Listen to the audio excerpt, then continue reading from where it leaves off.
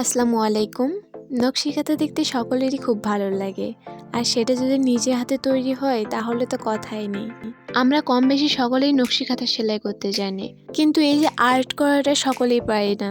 আর কেউ যদি একটু আধটু পেরেও থাকে, সব দিক সমানভাবে একই রকম করে আর্ট করাটা সম্ভব হয় না।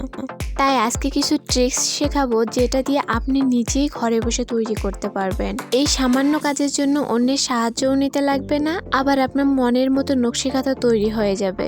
আপনি যেমন ইচ্ছা তেমনই ফুল আর্ট করতে পারবেন এবং সম্পূর্ণ কাঁথাটা নিজে হাতে তৈরি করতে পারবেন। তো চলুন কিভাবে আমরা নিজেরাই নকশি কাঁথা আর্ট করতে পারি এবং প্রতিটা ফুল সমানভাবে তৈরি করা যায় সে ট্রিক্স শিখে আসি।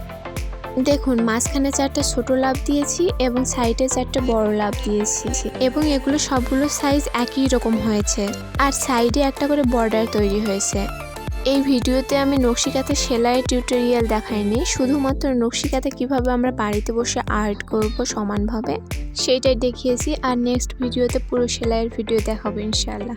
আমার কাঁথাটা প্রস্থে 47 ইঞ্চি আর দৈর্ঘ্যে প্রায় 54 ইঞ্চি, সেজন্য আমি এটাকে 6.5 ইঞ্চি করে স্কোয়ার শেপে দাগ টেনে নিয়েছি এবং এই এক একটা করে ঘরের ভেতরে আবার 4টি করে ঘর তৈরি করে নিয়েছি। আপনারা পুরোটা ভালোভাবে লক্ষ্য করলে অবশ্যই বুঝতে পারবেন। যেহেতু কাঁথাটাতে আমি আগেই এঁকে নিয়েছিলাম, সেজন্য একটা কাগজে এঁকে দিচ্ছি। চারিদিকে 6.5 ইঞ্চি করে নিয়ে একটা ঘর তৈরি করে নিলাম। এরপরে মাঝ বরাবর দাগ টেনে 4টি ঘর তৈরি করলাম। আপনারা ভালোভাবে লক্ষ্য করলে অবশ্যই বুঝতে পারবেন। আর এভাবে চারিদিকে মাপ নিয়ে তৈরি করলে পুরো কাঁথাটা সমানভাবে ফুল তৈরি হবে, দেখতেও ভালো লাগবে। এরপর আরেকটা জায়গায় এই ছোট্ট ঘরটার সমান মাপ টেনে নিয়ে ভালোভাবে আর লাভগুলো এঁকে নিচ্ছি। আপনারা চাইলে এখানে অন্য শেপের বা যে কোনো ডিজাইনে তৈরি করে নিতে পারবেন। চারোভাবে সমানভাবে নিয়ে একটা কার্ডবোর্ডে ভালোভাবে তুলে নিয়ে ছাপ তুলে নেব।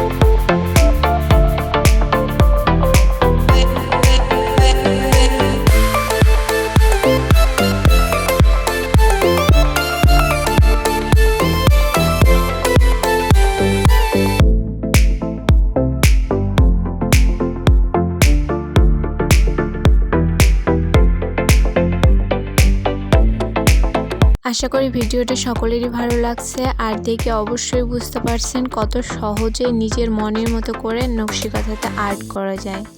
ভিডিওটা যদি ভালো লেগে থাকে অবশ্যই একটা লাইক দিবেন আর চ্যানেলটি সাবস্ক্রাইব করে পাশে থাকা বেল আইকনটি বাজিয়ে দিবেন। দেখা হচ্ছে নেক্সট কোনো ভিডিওতে। ধন্যবাদ, ভালো থাকবেন, আল্লাহ হাফেজ।